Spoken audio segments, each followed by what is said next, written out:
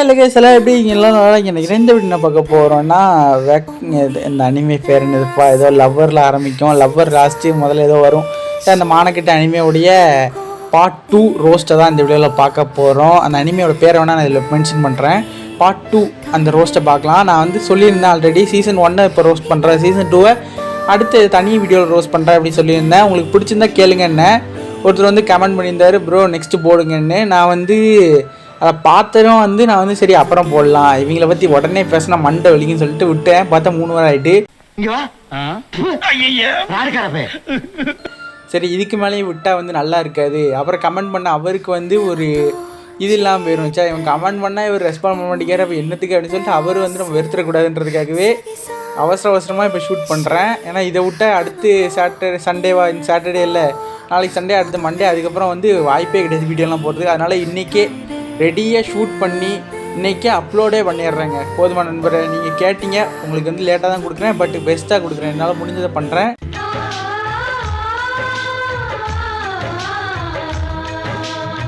சரி ஓகே, ரொம்ப பேசாமல் வாங்க அந்த கருமை பிடிச்ச ரோஸ்ட்டுக்குள்ளே போயிடலாம்.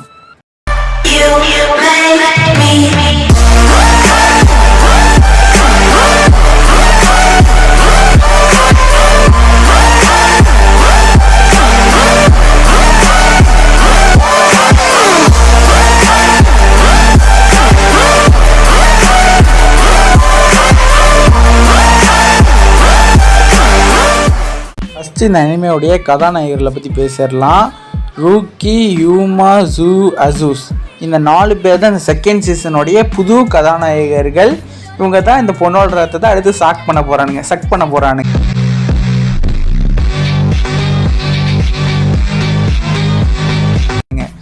சரி இந்த 4 பேருக்கு வந்து எப்படி இன்ட்ரடக்ஷன் பண்ணாங்கன்னா அதெல்லாம் நல்லா பில்டப்பாக பண்ணி விட்டுருப்பானுங்க. அப்புறம் இந்த பொண்ணை கடத்திட்டு போயிடுவானுங்க. சரி கடத்திட்டு போனவனுங்க வந்து நான் சொல்லுவானுங்க அவங்க வச்சு, நாங்கள் வந்து உன்னை காப்பாற்றிருக்கோம்மா. சரி எப்படி காப்பாற்றினீங்க? அவனுங்க இவங்க 4 பேர் இருந்தாங்களா, இங்கே நாங்கள் 4 பேர் தான், அவங்க 6 பேர் கொடுக்க வேண்டிய கத்தத்தை இங்கே 4 பேர் கொடு அப்படின்னுவானுங்க.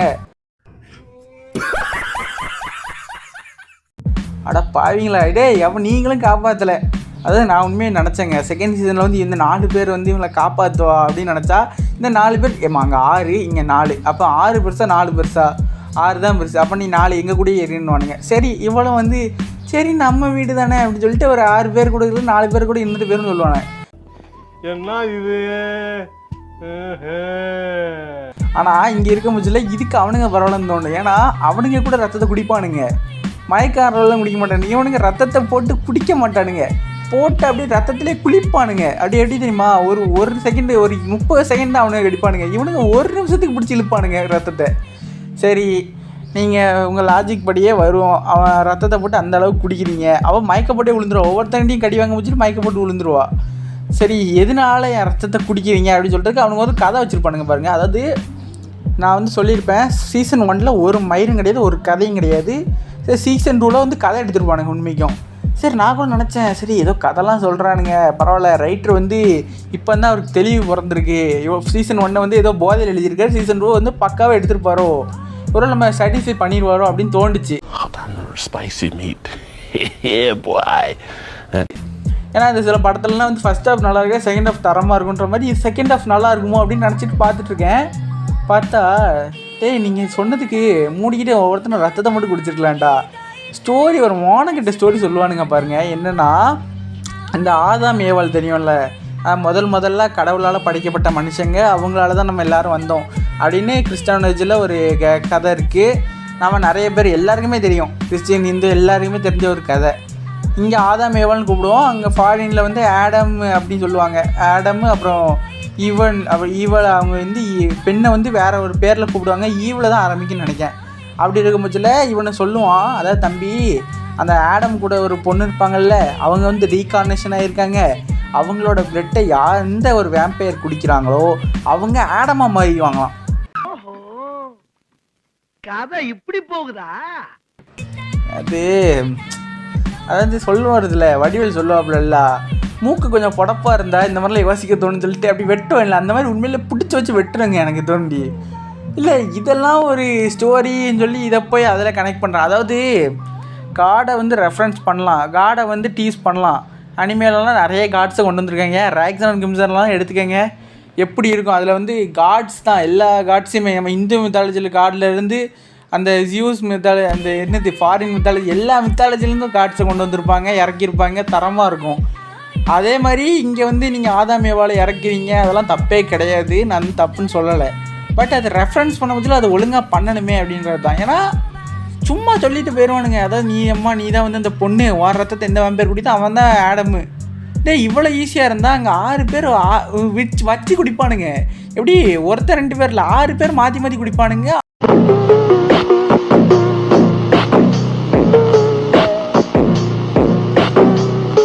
அவனுங்கெல்லாம் ஆடமாக மாறலையே.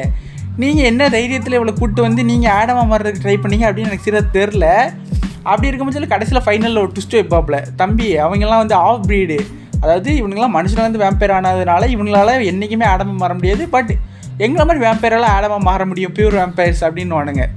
எனக்கு அதை கேட்க முச்சில் ஒரு மாதிரி எரிச்சலாக இருந்தது. ஏன்னா அவனுக்கு சொல்கிறதுல எந்த விதத்துலையுமே எனக்கு லாஜிக்காக தெரியல. வந்து இப்போ சொல்ல முச்சில் ப்ரோ வந்து இப்படி இருக்குமா அப்படி இருக்குமான்னு சில பேருக்கு தோண்டும். நீங்கள் வந்து இந்த அனிமே மட்டும் பார்த்துருந்தீங்க வச்சுக்கிங்களேன், ஏன்டா பார்த்தோன்னு தோண்டும். Brother, what's that? What's that, brother? அதே சேம் டைமில் நான் சொன்னதையே நீங்கள் திருப்பி சொல்லுவீங்க. இப்போ வந்து உங்களுக்கு சில டவுட் இருக்கும், ஒருவேளை நான் வந்து இதெல்லாம் சொல்லாமல் விட்டுறேன் ஏமாத்துறோன்னு நினைக்காதீங்க. ஈஸியாக சொல்கிறேன், இந்த அனிமேயில் ஒரு கருமத்தையும் இங்கே அடி இருக்க மாட்டானுங்க, ஒரு ரெஃபரன்ஸும் இருக்காது, ஒன்றுமே இருக்காது. டோட்டல் வேஸ்ட்டு, ஒரு ட்ராஷ் அனிமே தான் என்னை பொறுத்த வரைக்கும் இந்த அனிமே.